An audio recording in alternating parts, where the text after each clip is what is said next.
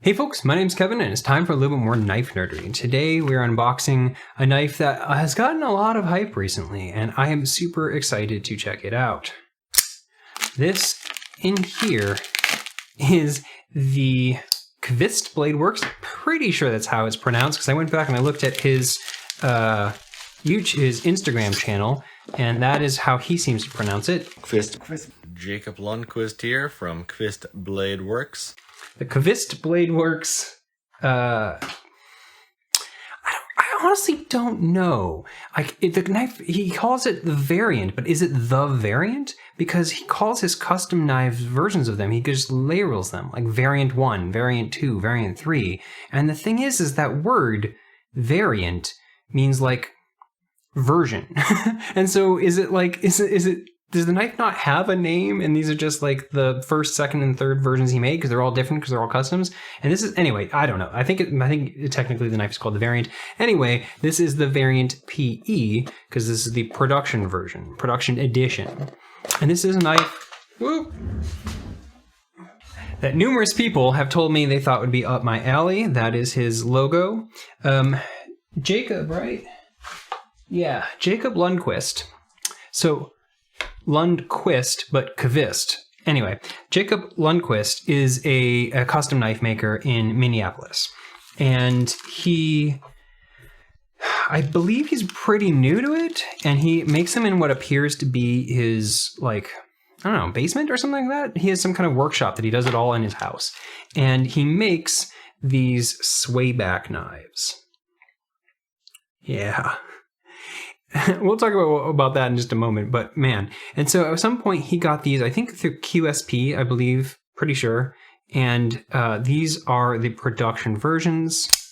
Oh, that was really good. Wow. Holy crap. Whoa. Whoa. Okay. Okay. Wow. So to unbox this, I used this. This is a knife that a lot of people raved about as budget knife of the year kind of territory. This is the small Orion from Artisan Cutlery. And yeah, this knife is kind of incredible. You can see it drops to my nail really, really easily, but you can also see that this little part right there kind of catches it. So if I hold my finger back further, you can kind of see that drop to my nail effect a little bit more, but you don't need to. And then when it goes down, it's really easy to close. But I commented in the unboxing that this is a little bit kind of clunky feeling. It feels like one of the bearings is dead. This is insane how good that snaps open. And that falls so freely and is so buttery smooth closing. This is exceptionally smooth. I've never handled anything from QSP before. I've heard really good things. But I can't believe how nicely this is behaving for a freaking like $60-something, I don't remember, $60, $70, something like that, budget knife? Wow. Huh. So one of the reasons why I wasn't originally going to get it is because of this. That originally was scaring me away. Because I didn't know how that was going to feel in hand. But I heard a bunch of people say that you just hold it like this, and your finger goes right in it, and it's that it feels fine. And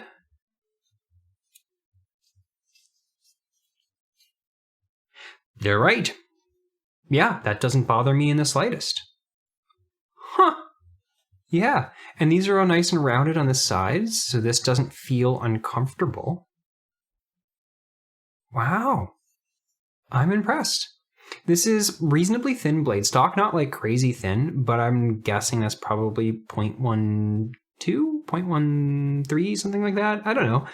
And it's 14C28N, and that's one of the other reasons why I wanted to check it out, is because I've never used 14C28N, but that is everyone's like darling budget steel at the moment.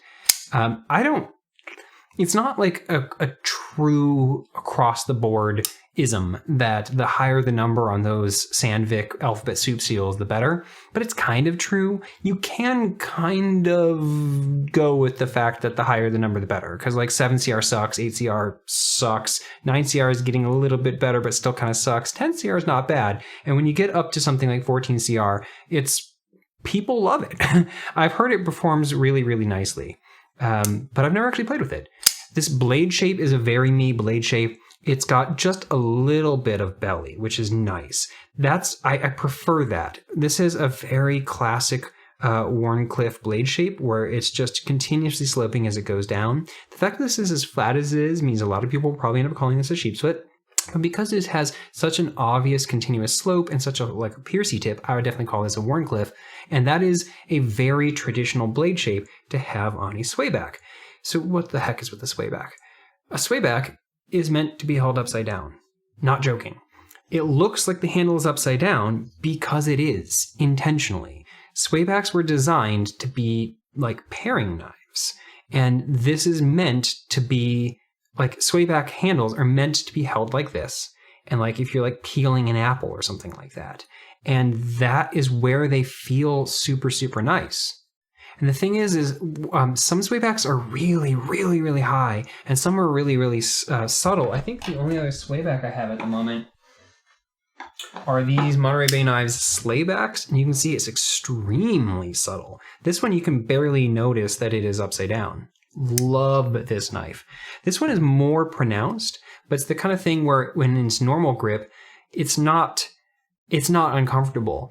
I still don't think they'll ever be my favorite handle type because this extra little bit of space here just feels weird in my hand. I'm not used to it. And the other thing is that it does, I don't know if I'm going to be able to show you, it does this.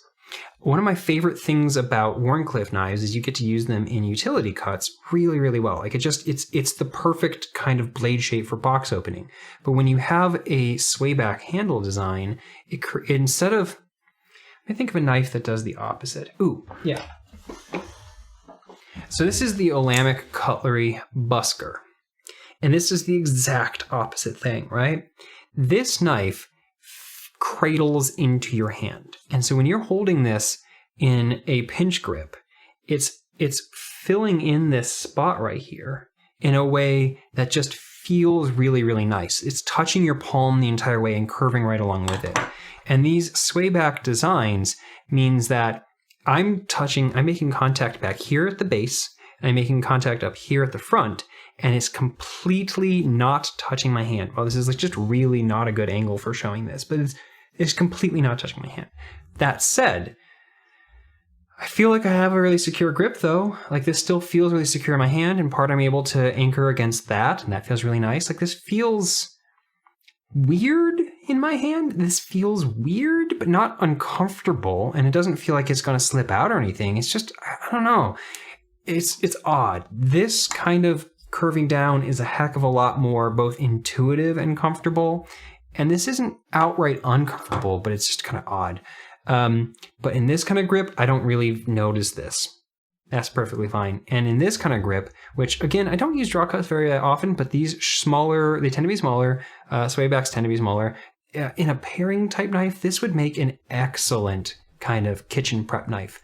Yeah, that really would work well. And I'm just blown away by that. That is so cool.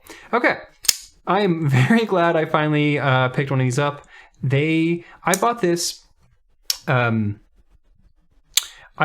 directly from him. You can find this at other retailers, and I think like even Urban EDC picked them up, so you can even find them at some of the smaller boutique retailers like that.